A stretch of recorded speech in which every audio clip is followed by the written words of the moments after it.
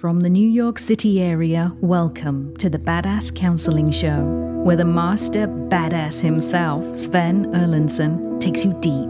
He gives balm for the soul, baby.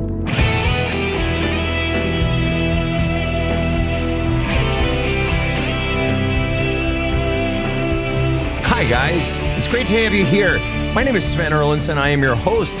Whether you are tuning in from just down the block or you are tuning in from a university campus somewhere as everyone returns to school, maybe you are the food service workers, maybe you are the coaches, maybe you are the parents dropping off your fine young student, maybe you are that fine young student, maybe you are that fine not so young student or that not so fine young student, whatever it may be. It's great to have you here on the universities around the world as everyone starts returning to college, or the young children start getting ready for school. Pencils getting sharpened, lunchboxes being bought. Rob, do you remember your lunchbox from when you were a kid? I bought my lunch, 35 cents. Wow. Don't want to date myself, but you were talking about old people, young people, but that's what you get. That's what you get. Well, I had lunchboxes. In fact, it's my senior year.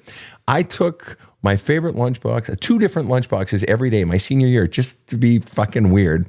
And I had a rather new at the time Indiana Jones lunchbox, but I had one from when my brothers and sister were kids. It was Captain Astro. Never heard of it. Well, I tell you, it made me think, though, that was, of course, as you know, one of the names of the dog on the Jetsons was Astro.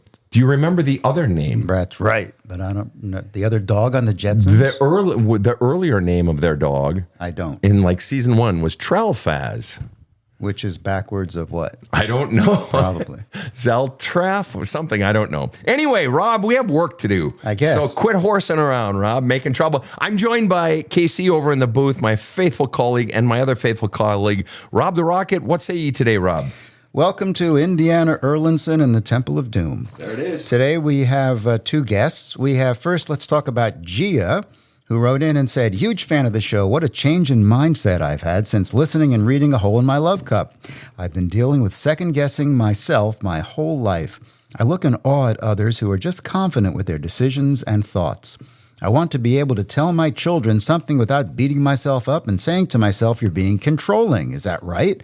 Or you don't know that. And then just say it. I had a very dysfunctional childhood. Dad was a taker, mom a giver. My dad cheated on my mom, left us, married a younger woman, and was very distant until my adulthood. My mom remarried a pervert with a devil child, and my sister's lives were hell. He was constantly inappropriate with my mom, my sister, and me. My mom always made excuses for him and still does. She let him control our lives. In turn, I married a taker to get away with many red flags I ignored. 17 years and 3 kids later, he cheated on me. We got divorced. It was a nasty one. And since then, I have realized I am reliving my childhood and I don't want to anymore. I was in therapy until recently, but have been journaling, just looking for some extra help. Thank you for all you do. I've had so much validation from your podcast and book, and she sent a heart. And we also heard from Leif, who said, here we go. I've been in a rough place as of late. I'm 25, and I'm not in the place I want to be in my life. I'm starting to lose sight of what I want in life, and I'm unsure where I want to go. I've spent the past 2 years in solitude, maybe spending time with family when I can, but I usually go days without any contact, and I'm starting to lose myself in all of it. I come to you, Sven, because I'm not really sure what life has in store for me anymore. The debts I'm in, the time I've spent alone are all starting to weigh on me, and I'm not sure how to move forward. Would love some time to speak. Hello, Gia and Leif. How are you today? Doing good. Hi. Great. It's good to have you here. We're going to go ahead and dive right in. And Gia, I'm going to start with you. You had quite a childhood. Dad was a taker, mom was a giver. Dad cheated and left, married a younger woman, and was distant for pretty much the rest of your childhood. Mom remarried a pervert with a devil child, and he was constantly inappropriate. Mom always made excuses for him and still does. She lets him control our lives. And then you said, I was in therapy until recently, but I've been journaling, just looking for some extra help. Just out of curiosity, you said you had been in therapy until recently. Why'd you quit? I don't have enough money to pay for the co-pays. Fair. That's totally understandable. And what was the biggest thing you were struggling with when you ended therapy? Second guessing, anxiety, my divorce, the kids being gone and co-parenting, I guess. I mean, a lot. Fair enough. Let me ask you this. When a dad cheats and leaves, you said he left us, cheated on my mom and left us. When a dad or a mom or a parent cheats and leaves, but especially the leaving part, what for you is the underlying message the parent is sending to the child? I'm not important. That's it. Nailed it. You're not important. And how much did it hurt? And maybe not at all. How much did it hurt when your dad left and basically went no contact? It didn't hurt. I was so mad. What were you most mad about, Gia? Well, he cheated on my mom with my best friend's mom, and my whole school knew about it, and I heard about their sex life in school. I was in high school, and I was disgusted with him. So I was so angry, and I hated him, and I hated my mom because she wanted him back. And go ahead. Yeah. Go ahead. Well, I was in charge of my sister and me and my mom from 15 on because she was a mess. So and your I was angry. Wow. So, and angry, ultimately, he cheated on mom. So he hurt mom. He embarrassed the fuck out of me and presumably your sister too, because everybody knew by sleeping with your best friend's mom, but also everybody knew when you heard about the sex acts and everything. So he just publicly humiliated you. And then, and you were disgusted by it. You hated him, and mom hated. Did you hate mom for wanting him back? Did I hear you say that? Yeah, at the time I felt bad for her, but I hated her too at times. And I thought it was disgusting that she wanted him back. And totally understandable. And just out of curiosity, since I married a taker to get away, and he cheated on me. After he cheated on you, and I assume left, did he leave after he cheated, or did you leave him, or what? I locked him out of the house. I changed the locks, and he actually filed, but I was headed that way. I wasn't going to stay with him after, because he knew, my dad did that, and that was such a deal breaker for me. So you did not want him back then after that? You never had No. Okay, so then going back to this thing, he hurt mom. All the school knew. I was disgusted by him. I hated him. Of all of those things, of all of anything, what hurt the very most? Because the truth is, you wouldn't have been angry about everyone knowing unless it hurt your feelings. It made you feel stupid. It made you feel small. It made you feel like an idiot. You hated him for leaving us. Right. So generally, anger is a response to some sort of pain. Now, is that accurate in your case or inaccurate? Deep down, deep down, deep down, what really did you want? Did you want him to not leave, not cheat, and not leave? Yeah, I didn't want him to cheat and leave. Right, of course. And then everything else was the fallout from that. That at the core, a young girl wanted her daddy, and he left. And in leaving, he just left this massive shitstorm in his wake. And then on top of it, so on one hand, mom's the victim up to that point in the child's eyes. Mom's the victim. But then mom goes full on invalid, and all of a sudden, teenage girl has to take care of the mom. Now, let me ask you, what is the underlying message being sent to a child, a teenage girl? Now, you're older now, so you and I both know how young 15 is or 16 is. You and I both know, okay? And so what is the underlying message sent to that teen girl when mom shuts down, and all of a sudden basically makes her daughter take care of her emotionally and whatever else? What's the message being sent to the child? From your book, I realized that I don't matter. That's what I felt. Well, yeah. It's all about her feelings, her needs. Go ahead. What? Yeah, I felt like it was about her and my dad. It was never about me or my sister. And so then the question becomes, what did you want? So all these things were happening. What did you want? How would you have wanted to rewrite what happened? Dad did leave. Mom shut down. When you're going through all of this, what did you want to do yourself in all of this? I wanted a mom and a dad. I didn't want to be the mom and the dad, you know? Right.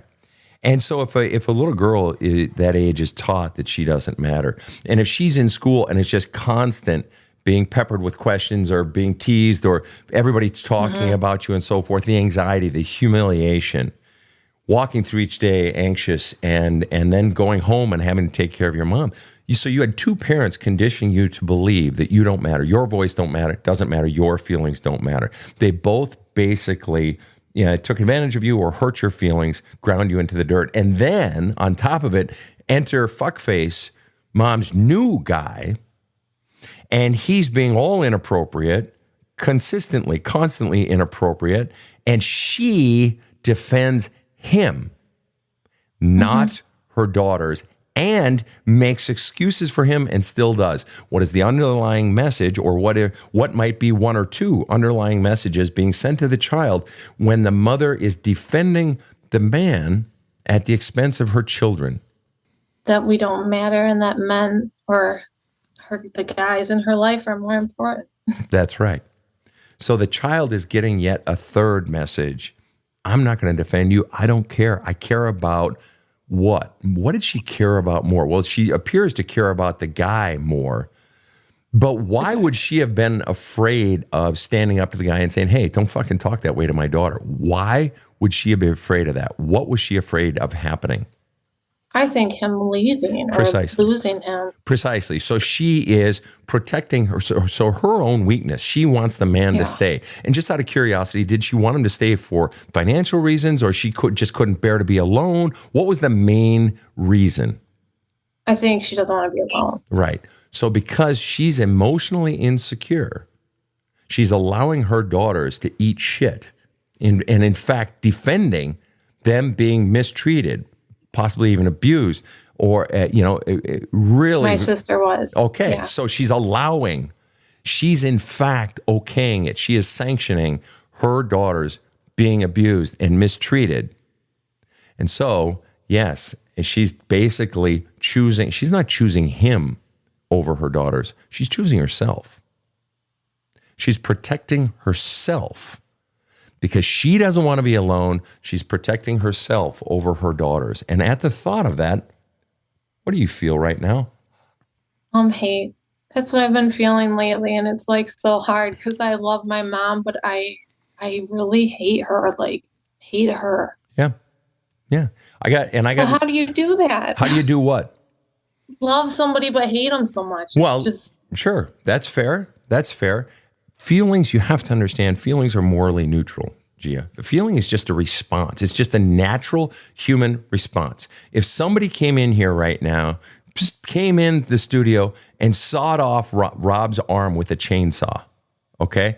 I'd be instant hate. I'd be all over him and telling Rob to clog his wound. I'd be grabbing this guy and beating his head against the wall and calling 911 with the other hand. And I'd feel hate and I'd feel fear for Rob. I'd feel sad for Rob. I'd have so many different emotions all cooking at once.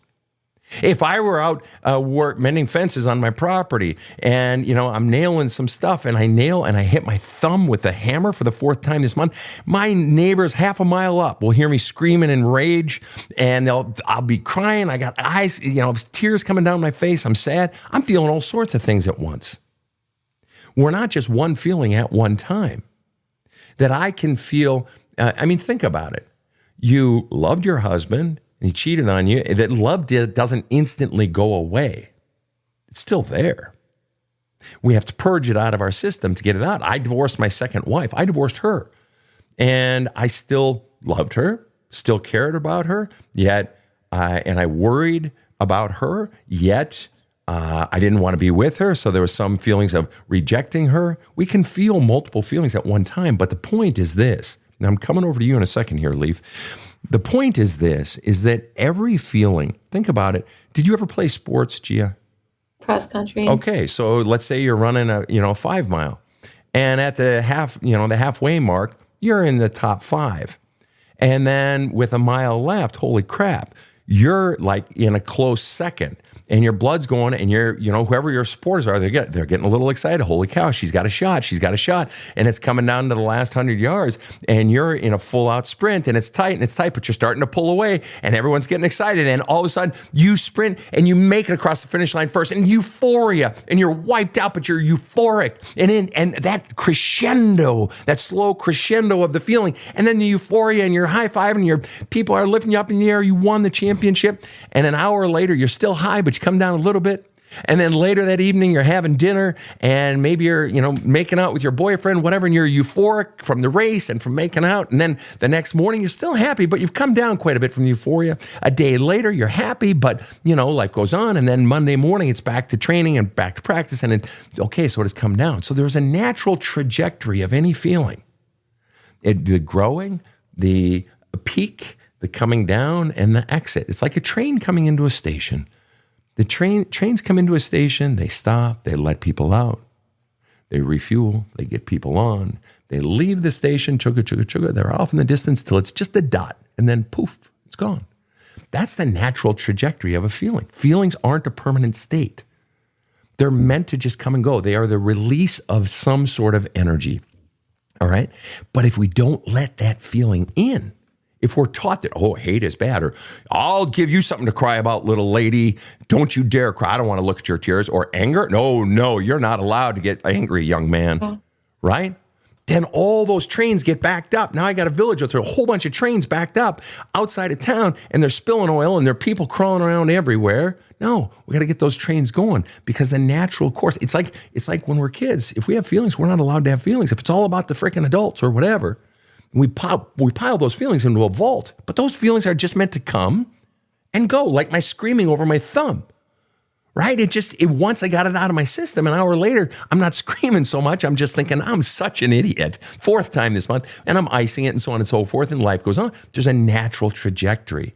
But if we just say, hating is bad, or I'm not a hater, or how can I hate and love at the same time? You just do.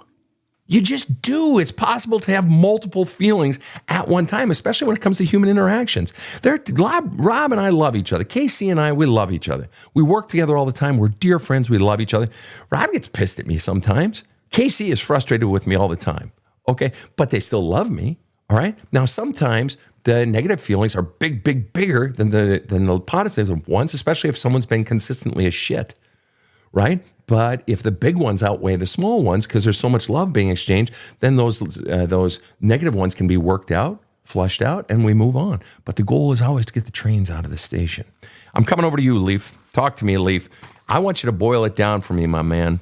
In one sentence or less, what ultimately right now is the greatest source of pain or biggest struggle in your life right now at 25, Leif? I don't know where to go. I guess I feel lost. Maybe I felt like I was following a playbook that wasn't mine. Well, okay, that's interesting. What was the playbook, Leif? If you were to sum it up in one sentence, what ultimately was the playbook that you were on that just didn't feel like you? What was it? Get to a certain point in your life where you're stable, I guess, like financial wise, and getting the whole thing. People go to school, they get their degrees, they move on, they do whatever they do. My brother or my dad was he was a Ivy League graduate, and so he always had that idea of go to school, get your degree, go on, do the stable thing. Yeah. And was there do the stable thing and go to college, get your degree, and so forth? And let me ask you, what would you say? It's one thing to have a parent that lived a certain thing and sort of modeled a certain behavior or a certain path. It's one thing to have it modeled, but it's another thing when it's actually sort of spoken or expected. Was it expected of you that you should, here's what you should do, son, and this is what I expect of you, and that sort of thing? Oh, yeah, absolutely. And what was the level, if you were to just play with it, just spitball it, what was the level of pressure you felt to meet dad's expectations or meet your parents' expectations? Was it 20%? Was it 47%? 89%? What percent did you feel pressure to meet their expectations? I'd say it's actually very funny you bring it up like that, because I'd say like 60, if I'm being honest, 65. But it was funny. They wanted me to do those things, but they were never present in my life in that way. Your mom and dad weren't present, or those things weren't? What wasn't present specifically? They were around. I mean, they were both, together. We had that whole situation. But it was like they were also working full time. So they wouldn't really be there to, encourage a person who might live that, I want you to get there, but I'm not putting in the time. Wow. Yeah. So it was all expectations and no coaching, no encouragement, no helping along the way. Just here's the expectation, get to work. Quit fucking around, get to work. I remember one time I was in like first grade. I was trying to learn math, and she was trying to help me because I was struggling with it. And I remember she got so frustrated because I was doing these word problems. And it was a math question, like Sally's got 5 apples. Jill, she gives 3 apples to Jill. How many apples does Jill have? I'm like, well, what if Jill ate one of the apples? She would get so angry. Like one time she whooped me because of it. Wow. And I remember that was one of those, you're a kid, you don't know what's going on type stuff. But So let me ask you, when you get whooped for, the math problem and just sort of a child's creative brain, wanting to know the complexity of a situation sort of thing, when you got whooped for it, what's the message the child gets that you got in that situation where you're not getting the math problem and you get whooped for it? What is the message that you got? I guess get to it, do the right thing, or just get to the point. Shut the fuck up and do the work. Just shut the fuck up, do the fucking work. 5 minus 3 equals fucking 3, or 2. But that other girl still had 3. No, the question was 5 and then minus 3. So how many does Sally have? It was 3 in that question. Anyway, point is, shut the fuck up and do the work. But you're frustrated. You're not getting the help. Clearly, you're not getting it, and you're wanting help, and you're being shamed and hurt for not understanding. And you said 65% feeling pressure, feeling expectations, feeling it, yet no one was there to help you. Let me ask you that. Let me ask you this. If that number, you maybe fudged it a bit on that 65%, if there were actually a number that maybe is more accurate, and maybe there isn't, maybe that's the exact number, but if there were a number that were actually more accurate, what would the number be? I mean, I'd say, I'd say like 80. 80. Yeah. It's a big jump, isn't it? 80%. Yeah.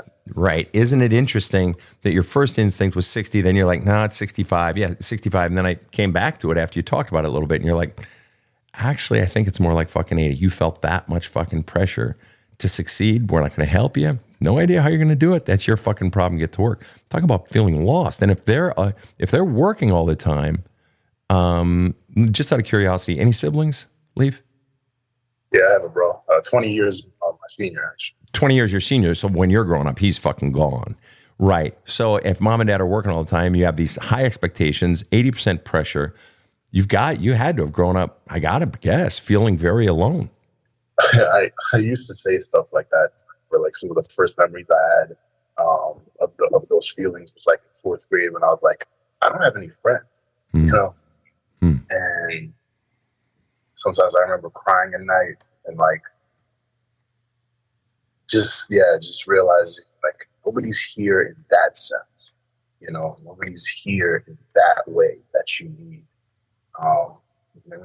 There's a whole other situation with my dad and things like, him being who he was, and my mom and things like that. But yeah. And did you grow up, just out of curiosity, would you describe your growing up as lonely or not really? I'd say I had cousins, I'd say I was an only child, but I did have like close connections with my cousins. That's great. And yet you felt the pressure. We are going to be right back right after this short break. Okay. Well, you've heard the podcast. You've listened to other people's issues. Maybe you've studied hundreds of Sven's TikTok videos. Time to stop lurking. Face your fears. and focus directly on the one person in your life who can benefit the most from Sven's experience and insight. Now, that would be you. Just go to badasscounseling.com and order Sven's book, There's a Hole in My Love Cup. Or check out his many video courses. Sven found a way to help himself out of a 12 years depression. It worked for him, and it can work for you too. Check out badasscounseling.com today. This show provides soul counseling intended to entertain and inform and is not medical advice.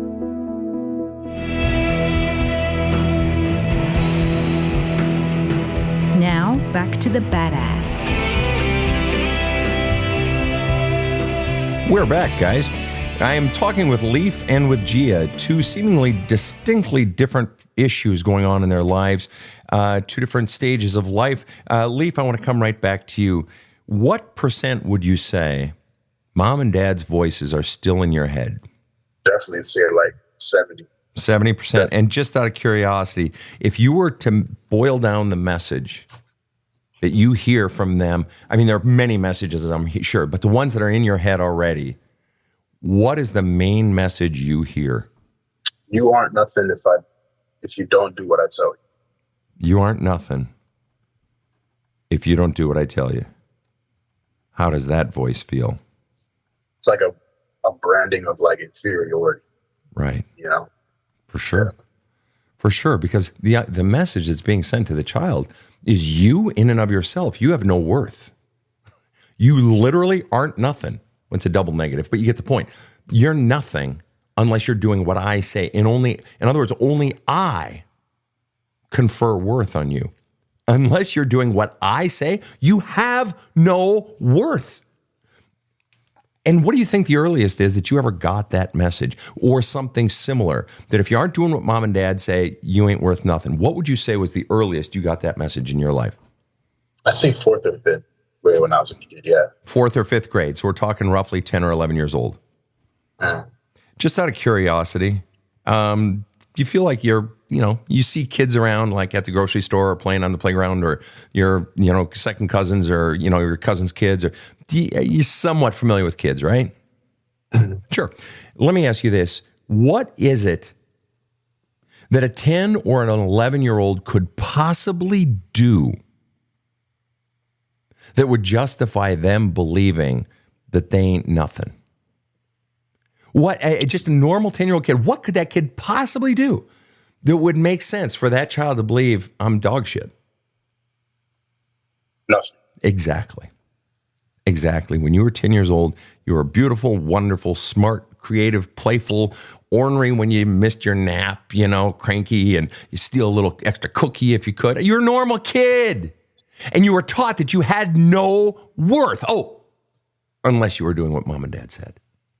Yeah, you want to know why you can't find your fucking voice right now? You want to know why you're fucking lost, Leif? You're fucking lost because you have been taught your voice ain't nothing. Don't listen to you, kiddo. Because shit, if you ain't doing what I say, you ain't nothing. If you ain't first, you're last. And the only way you're ever going to be first is by doing what I say. So you are taught from a young age to shove that fucking voice down. Shut the fuck up, son. Shut the fuck up.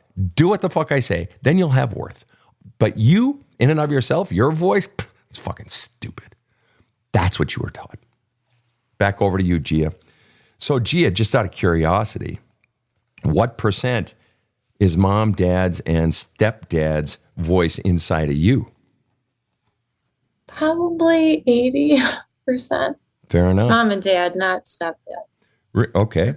And why is stepdad's voice? It sounds like he was a pretty significant presence in your life. I have not been around him or talked to him in probably 14, 15 years. Understood. I get a lot of people saying to me, well, shit, Sven, how am I supposed to heal? My parents are dead. I can't ever talk to them or, hear their voice to get healing. And I say, your parents' voice is inside of you loud and clear, whether they're alive or dead. Just out of curiosity, what was the message you got from your stepdad that you claim is no longer inside of you? Boil it down to one sentence. What was the message you got from your stepdad? That I was crazy. That you were crazy. Yeah. And what was the message you got from mom and or dad, other than I don't matter? What was the main message that you got And if it was separate for dad than it was for mom, then give me 2 different messages, 1 sentence each. That I was crazy and that I was wrong a lot. Yeah, that's Crazy. both of them. And why did your parents call you crazy? I don't know if they actually called me crazy, but they always acted like I was overreacting about everything. Overreacting. Like dramatic, you mean? Mm-hmm. Because when I was so angry so much at them, and they always acted like I was the crazy one in the family. And how old are your children, Gia? 14, 12, and 7. 14, 12, and 7. Great ages. Love those ages. And just out of curiosity, if I'm going to randomly choose your 12-year-old. If your 12-year-old were to start really acting out and slamming doors and getting mad a lot and crying a lot and just really being like really acting out and so on and so forth, what's probably wrong with that kid? There must be something wrong with the child themselves, right? They must have something wrong with them, right? Wires are wrong. No? There's something going on, or he's angry about something. Right. That's right. As you've probably heard me say before, children shout loudest when feeling heard least. Shout loudest when feeling heard least. Oh, yeah. Because what does every child want? Think about this, you guys. What does every child want? What does every person fucking want? In my relationship with my girlfriend, what do I want? I want positive attention. We call them love languages, but love languages, love is just a form of positive attention. If I give, Sandy a gift, I'm giving her positive attention in form of this thing. If I give Tony a big hug, come here, Anthony, you big lug. I'm giving him positive attention physically. So, or if I'm listening to someone, that's a form of positive attention. I'm focusing on you. In that moment, I'm saying you are important by listening. Okay.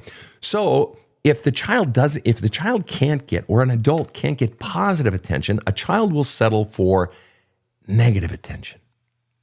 Why?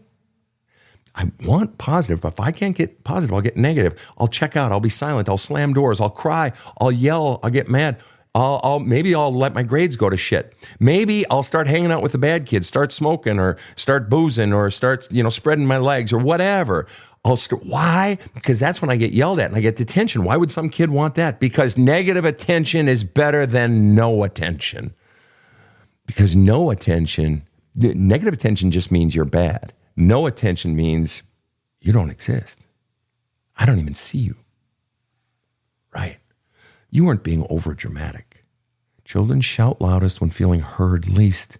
You were feeling unheard, unseen. And if you unhear or unsee someone, they feel unloved. We call it ghosting nowadays in dating culture or among friends. And we get worried when someone is silent on us or doesn't notice us or whatever. And it makes us feel unloved. And you were condemned for it. You were taught as if you were overreacting and overdramatic. No, the child was wanting love. So that seems potentially that was happening long before the cheating happened and long before the leaving happened, right? I'm willing to bet mom and dad argued a lot or fought or they were distant with each other. And they're in their own little fucking drama. And we know just a few years later, mom goes into a full-on tailspin and you have to take care of her. So if mom's in a tailspin when you're 15, 16, 17, it's reasonable to assume mom was not emotionally strong before that. Now, cheated on a cripple anyone. I've been cheated on. I know that. But to expect your child to take care of you, we're at a whole different level here. So that says mom was probably not emotionally strong. And as you've read in my book, unhealthy people come in twos. So likely dad was into his own shit too. So you've got two parents likely not meeting the kid's needs long before the drama of the cheating ever happened. And then you layer on that and all the shit you were eating at school, having to take care of your mom. You were in so much fucking pain, and I mean fucking emotional pain.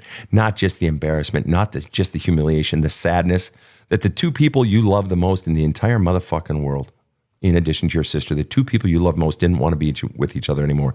That will knock anybody to their knees. I don't care what your age is. That'll knock anybody to your knees. You had so much sadness inside, and you were labeled as bad. Overdramatic. Overreacting. Crazy. Yeah. And then the stepdad piles on with all his bullshit. So you were seen as overreacting, crazy, and wrong. So so if a child is taught that they're bad, that they're crazy, that their instincts and what they're feeling, I'm swollen, I'm pregnant with emotion, so much emotion, mom, dad, somebody please help me. I don't know what to do. I'm hurting inside. It's like you were left alone to all your own feelings. Just like Leif was left alone to figure out his shit. Mm-hmm. You were left and you didn't know what to do. You're a fucking kid. What kid knows how to handle their fucking feelings? None. Zip, zero. Because you weren't taught. You were in so much pain, and that pain has persisted, and the underlying message is you're crazy. You're wrong. Don't listen. And I want it out of my head. Well, everything I say to my kids, I'm like, right. Am I wrong? Like, am I messing them up? Right. Like, I just and so all the time. But you're doing the work. You're here with me. You're reading the book. And just out of curiosity, are you doing the exercises in the book as well? Doing them in writing? Yeah. Good. Yeah. Okay. And so the bottom line is you were taught that you're wrong. You were taught to distrust your own voice, distrust your own feelings. And Leif got it in volumes as well. Don't listen to your voice, kid. You're nothing. And you were basically treated like you were nothing as well. And so now you say, I second guess myself and I have a lot of anxiety. Of course you second guess yourself. Of course you do. You've been second guessing yourself your whole life, fourth and fifth guessing yourself because you've been taught you're crazy. Don't trust your own feelings. Don't trust your own instincts. You're an idiot. You're a fool. Right. Well, then my ex did the same thing to me. So now I'm just like, and then I'm like, what is true? No, no. None of it is true. There was never, just like Leif said so perfectly, I said, what the hell was wrong with a 10-year-old? And he said, nothing. Exactly. Yeah. There was never anything wrong with you to begin with. Both of you guys, you got to understand this. And I've explained it once or twice on the show. This isn't in the book. I've sort of formulated this little thing later. But when we are children, when we come out of the womb, basically the child, whether it's 1, 2, 4 years old, whatever, at some very, very early age, the child begins to believe, the child just believes, mom and dad are good, mom and dad love me. Mom and dad are good, mom and dad love me. Therefore, if I'm not getting love, and they're good, they love me. So if I'm not getting love, obviously something's wrong with me because they're good and they love me, right? So something's wrong with me. But as Leif just said, nothing's fucking wrong with the 10-year-old. You guys were probably getting those messages at 4 and 5. There is literally nothing a 4 or 5-year-old could do or be that would possibly justify that child believing that they suck, that they're crazy, that they're overdramatic, that they don't have worth, that they're unlovable. No one wants to be around me. I must be unlovable. It's bullshit. You were taught a lie, Gia. There was never anything wrong with you to begin with. Literally nothing. Nothing. Well, I mean, let me ask you this. Your 7-year-old. What's wrong with your 7-year-old? Your 7-year-old must suck too, Nothing. just like you, right? No. No. Exactly. Nothing. And there was nothing wrong with you. You were a little girl. You're a teenage girl just wanting help. Alone in the world, afraid, having to take care of the adults, eating shit from adults on every side, wanting to look over after your little sister like a good big sister would. And you were in a lot of pain. And so the way we get this out of us is beginning to not just flush out the pain and the rage and flushing it out actively in your journaling, writing letters to your mother, to your father that you don't send, to your stepfather that you don't send, because his message is still in there. I guarantee it. You don't want it in there, so fine. So bring it up. This is an opportunity. This is, yes, it's yuck and sucks. And I hate thinking about, well, good. That tells me your face when you said that right now, that yuck face that you just made when I brought it up, that says you have strong feelings inside of you towards him. You have strong feelings inside of you towards him. Those strong feelings have to come out. You can't keep running from those strong feelings. And the thing you have to remember is your feelings now, they matter, young lady. They matter. You've been taught just the opposite. They don't matter. And if you are operating from any other principle, then my feelings matter. God damn it, my feelings matter. If you're operating from any other principle, you're wrong. Your feelings matter. And it's time to honor them by bringing them up. Leif, what are you feeling right now? What you just said was like exactly what I've been thinking for all this time. Which part specifically, Leif? Let me think back, because that was a lot. What resonates with you most? When I was around that age, in that grade, and even like as an adult, I've found my voice in criticizing what they did in the past, but the things that I struggled with, I've used as a rebuttal. I guess the way I'm saying it is like, if I didn't figure things out, I'm here and I'm in debt. Things have problems, or I see, like I was doing bad in school, so maybe I did kind of deserve some of the things I was getting, and I would say these things, or like I was struggling in middle school. I remember back then, and I thought, oh yeah, I was like kind of having problems, and I said things to them too, but no, these were all coming from that lack of attention. And you said something about negative attention, and I was like, that's yeah. And you get sick of trying. If you can't get the positive attention, whether from the things you're trying to do or the things you're achieving, or just for walking through the house, if you're not getting positive attention, you get sick of trying. Fine, I quit. If I'm just dog shit, fine, I'll be dog shit. Fine, I'll quit. Or I'm not going to try so hard. What's the point? Or, there are any number of different paths you can take there. Let me ask you this, Leo. Do you understand that it's been set up then that if you aren't doing what they want, what they tell you to do, you're nothing. So fundamentally, they own you, man.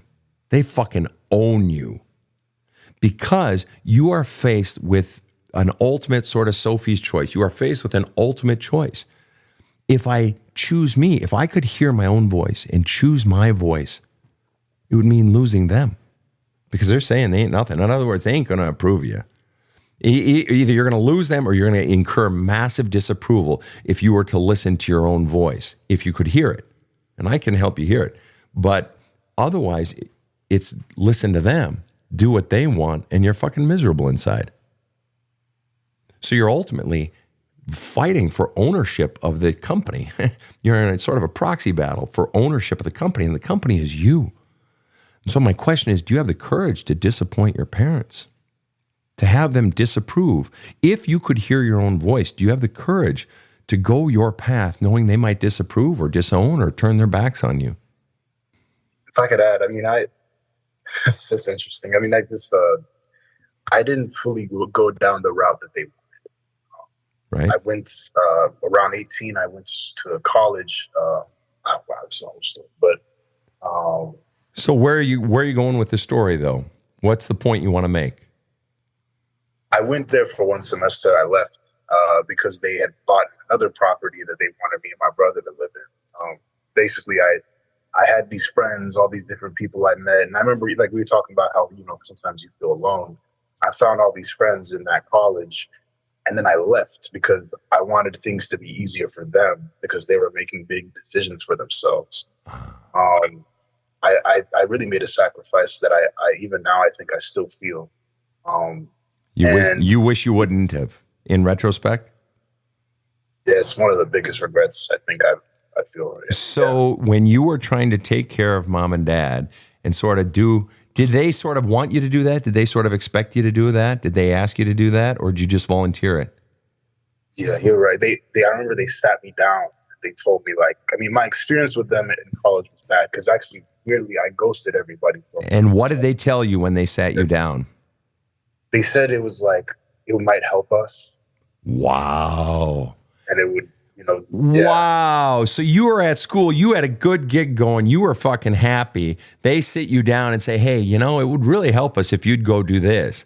And basically asking you to walk away from your path for them. Am I understanding correctly? Yeah. They fucking used you. Yeah. Wow. That's fucked up. Gia, what's going on inside of you right now? I gave you a little breather there after sort of coming down your throat there, breathing fire down your throat. What's going on inside of you right now, Gia?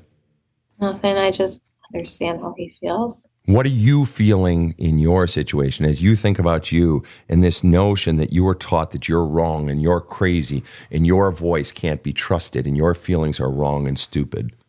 What are you feeling? Confused. What's the most confusing part Gia? Everything. I feel like everything has been a lie in my whole life. Yeah. It was.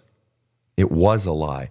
The one unvarnished and pure truth is that you were good. There was It's really hard to believe that. Of course it is. Of course it is, because you believed from day one, Mom and Dad good. If I'm not getting love, I must be bad. There must be something wrong with me. And they let you believe it, and they confirmed it by Dad leaving, and Mom confirmed it every time she stood up for the piece of shit and turned her back on her own daughters. She shoved you out in front of the hail of bullets, so to speak. She let you eat shit to keep herself safe. And the underlying message is, you don't mean shit, little girl. You're bad. You're no good. You're worthless. You're trash. I don't care. Think what you want. Oh, and by the way, it's your job to serve me. Just like it's Leif's job to serve his parents. You got the message. It was your job. Of course you can't believe it. Your head might as well be fucking exploding right now, because we just took your belief system and we said this, it makes no sense. There was nothing that could justify a little girl believing that about herself. It was garbage from the beginning. And your mom used you. Your mom used you to keep her boyfriend happy. Let him have I said that to her before. Yeah. And I said, I was always second. Me and my sister were always second. And she's like, you're saying I'm a bad mom. I always thought I was a good mom. Well, of course she did. She has to protect her frail ego. Of course she wants to believe she was good. Just out of curiosity, just so we can put a really fine point on it. Did your stepfather sexually abuse your sister? Yes. Okay. He got her drunk and said, yeah. And did your sister, when did your mother and you find out that he sexually abused your sister?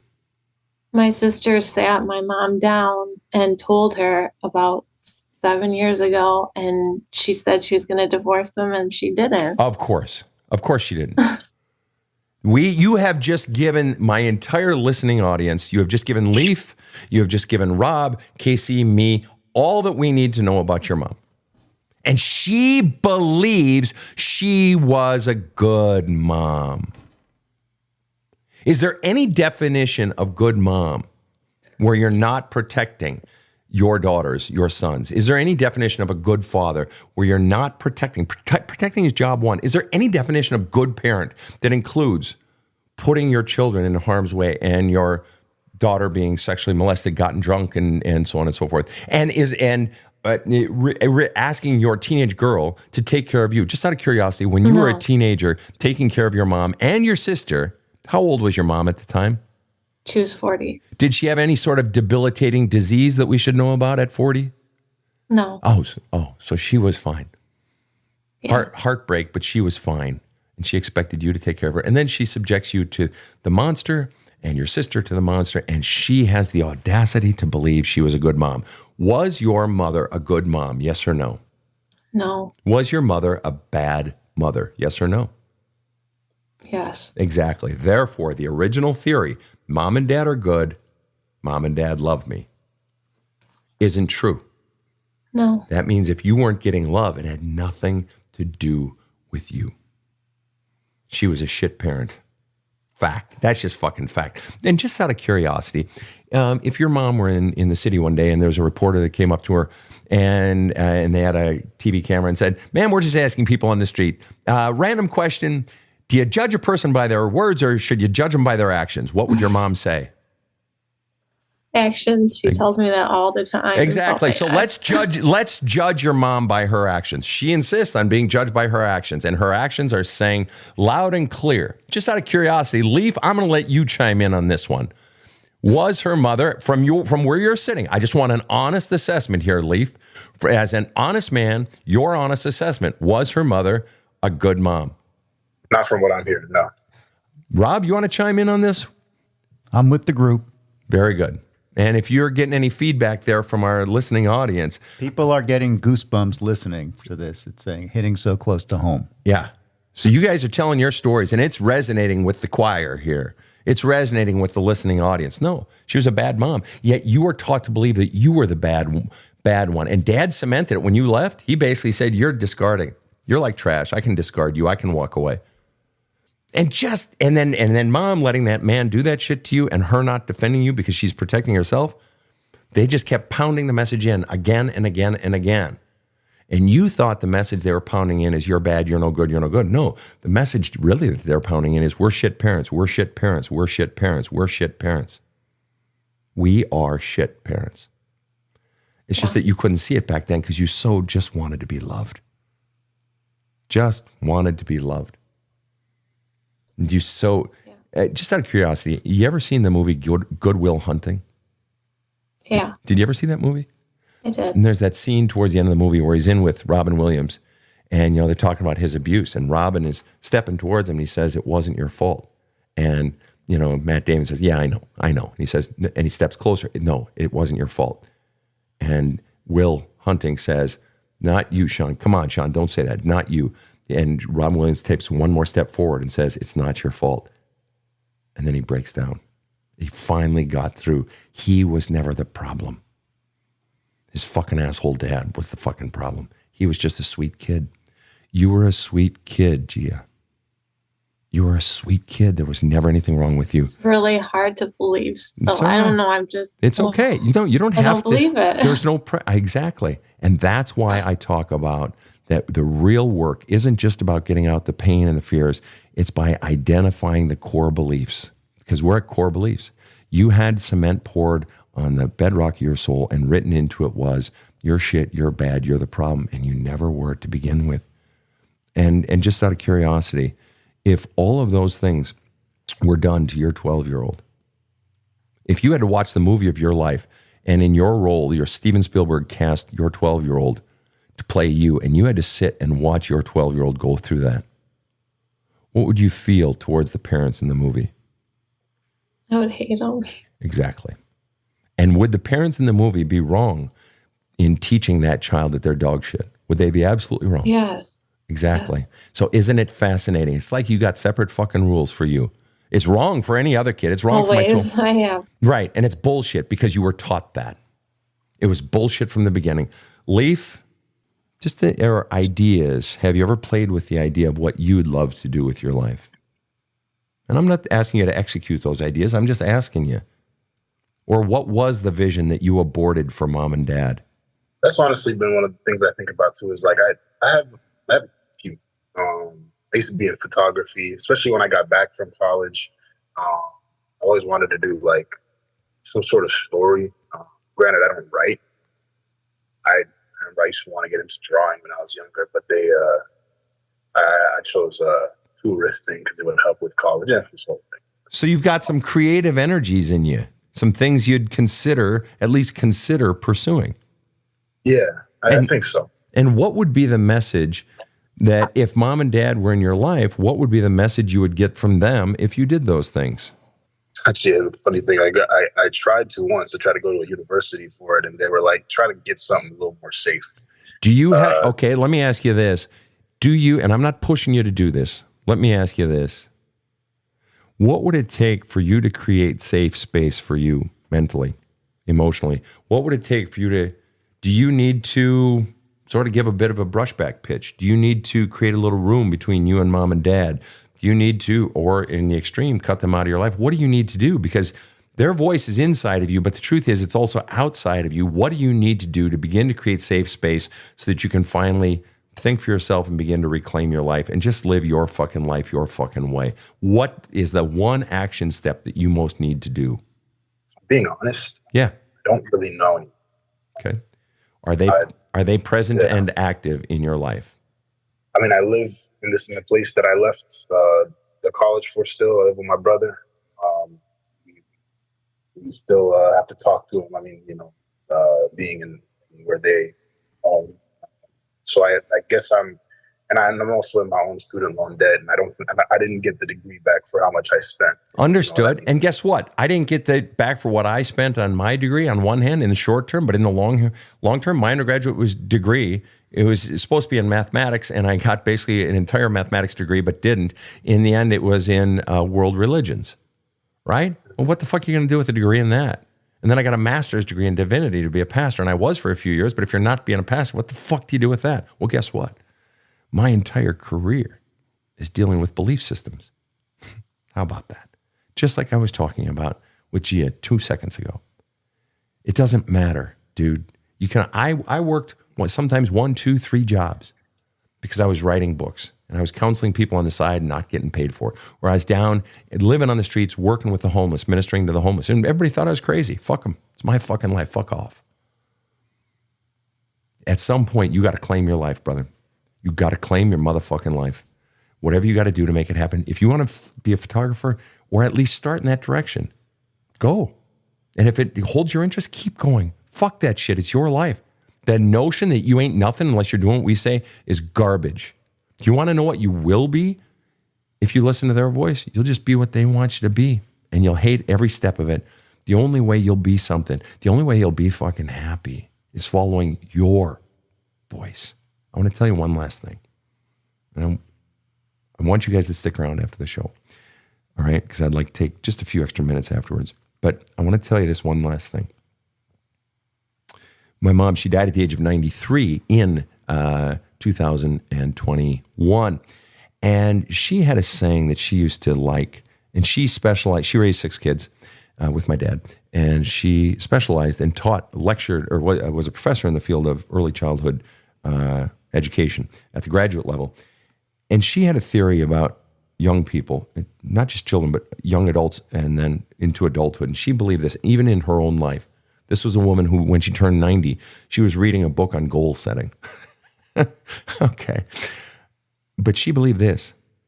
Sometimes we have to go through this door to get into this room, not because this room is where we're supposed to be permanently, but this room is where we're supposed to be next. Until after a year, 2 years, 2 months, whatever, 10 years, we see that there's another little door on the other end of the room that we never noticed before. And we go through that little door, and what do you know? There's a little stairway going down into an anteroom. And we're there in the anteroom for a while. And then we happen to notice there's a dumbwaiter, and we crawl inside the dumbwaiter, and it takes us up to the rooftop for a while. And then we happen to notice there's like a little building on the rooftop. And we spend the next quite a bit of time in that rooftop building. But then we notice there's a stairway going down at some point that we had never seen before. In other words, Mom's point was, doors lead to doors, lead to doors, lead to doors. And you'll never know about the dumbwaiter or that rooftop building until you go through the first door. So maybe you will. Maybe your heart is calling you to be a photographer for the rest of your fucking life. Or maybe it's the next calling. And you got to have the courage above all else to quit. You have to have the courage to quit the paths that don't breathe life into your soul. And I'm telling you for a fact, from where I'm sitting, going mom and dad's path is not breathing life into your soul. And you've got to begin to flush their voices out of you. I would strongly recommend that you write letters to your mom and dad that you do not send. You get out all your feelings. You tell them what you really feel. Don't send them. Don't give them to them. This is just for your healing. You got to begin to flush out their voices. You got to go further into the book doing those exercises. More and more identifying what you were taught about yourself. More and more getting out all those fucking feelings. And the more you do that, it's just like removing the leaves from your garden in springtime when they've been packed down with snow and rain and mud and animal droppings and stuff like that. You remove all the pack of all those leaves and crud, and then the tulips and the jonquils and the lily of the valley and the peonies, they just grow up effortlessly because that's what they do. Your authentic self is in you, Leif. It's not outside of you. It's in you. All you got to do, exactly like with Gia, you got to start clearing out the crud of the pain, the fears, and the bullshit beliefs you were taught about yourself. And the more you do that, and you've got some of the tools, you've got my book, start there. The more you remove that pack of all that crap, your authentic self, it's in you. It's been there the whole time. I want to thank you guys so much for coming on the show. Will you each stick around for a little overtime right after this? Gia, will you do that? Yeah. Leif, will you do that? Sure. Awesome. You guys are freaking awesome. Really, you just opened right up and shared your shit. I respect you. Thank you so much for being on the show. Thank you. Thanks. You betcha. Rob, any final thoughts? Well, parenting, as we both know, is really hard under the best of circumstances. And then when the circumstances aren't so great and when parents go bad, then the effects, whether they're bad intentionally or not, are heartbreaking at best and absolutely devastating at worst. And it's kind of proportional. The worse the parents are, the greater the effects that last longer and longer and longer. So these two are on the right path to figuring that out. And in the end, like in Gia's case, all we want to do is just not pass it on if we can. Right. And the way to do that is to heal my own shit. And the more I heal my own shit, the less that gets passed on. And, I admire them both. Gia is still a young mom, and Leif's doing this shit at 25, man. They got a lot of life ahead of them, So, everyone, thank you so much for tuning into the Badass Counseling Show. My name is Sven Erlandson. I'm the host. And on behalf of KC over in the booth and Rob the Rocket next to me, have a kick-ass day. The Badass Counseling Show is strictly copyrighted. No copies may be made without the express written consent of the Badass Counseling Show, LLC. The Badass Counseling Show is produced by Karen Camparelli and Robert H. Friedman. Executive producer Sven Erlandson. Original music by two-time Emmy Award-winning composer Trevor Morris. Have a kick-ass day.